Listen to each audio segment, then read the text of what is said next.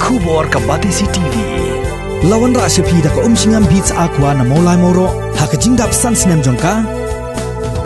Rengkat ka 3 Olives Restaurant M Crown Hotel Kendailat Shillong bat ka Orange Nissan Lone So Po Shillong. Wan ban thiet ya ka kali Datsun Ready Go bathamai ka bas kem bat bidor.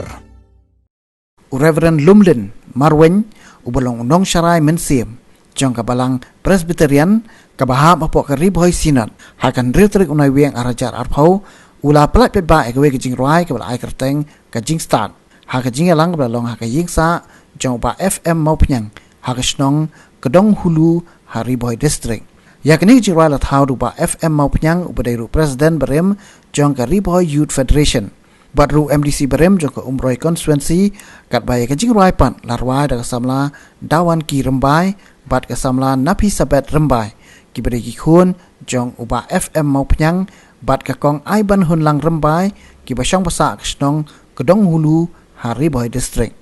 uba FM mau penyang lasnai ni jirai da ka bolasot i kintien na ka kitien ublei na ka kitab jong ujob u Jeremiah bat u Ezekiel nong yat hulupa bat ka jing tmu ba kerpang jong ka jirai ka dis pang ka jing stan kumbala ju ong ba ka jing septieng ublei ka di ka jing sedang jong ka jing stan yakni kajing rala plat pet baru ha YouTube channel kapala ai kerteng Kiki bat sabet kalian jong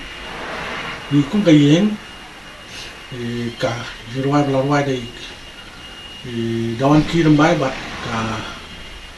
na fi sabet rembai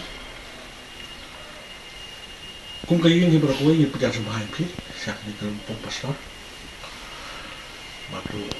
kemen ba kajing pelan juki ne ka YouTube sa YouTube channel kan jumit ka kamli bangin kamay spa kamli ka bangin yo pisa lang ne dai ke jumit sa lomba kamli ba long ke bay soy ke ni jumai kin takhat la ha ka jumlong ka baki kita takhat ta ka di ka bangin tumu bat kalong kum be jelap ha ko wi ka kom kana kalian jum kini ni barakoi ni dak ni keben bagi selat ni besi kalau besi ke besar jika mah haka history jum kalung jum sem jum ni ka kamram jum aku mukpa ni ke bangala banle banle ban kentu la ke hingga sem ni kun dikti haka kedan ke bah kamale ke bangila banle ni le ya kata ya ke bangila su ni namla banle